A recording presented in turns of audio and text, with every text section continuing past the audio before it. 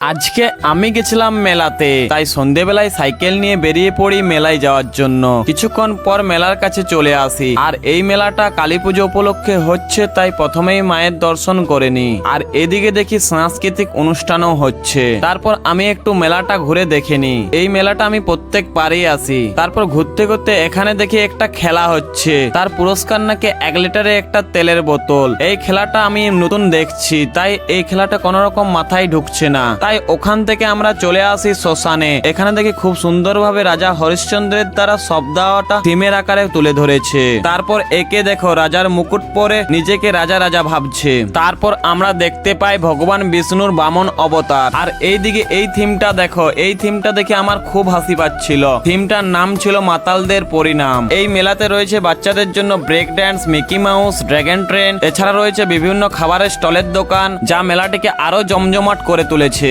আর এই মেলাটা কালী পুজো থেকে 7 দিন থাকে, তাই তোমরা যদি ঘরে বসে বসে বোর হচ্ছ, সন্ধেবেলায় ফ্যামিলি ও বন্ধু বান্ধবীদের সাথে এই মেলায় একবার হলেও ঘুরে আসতে পারো।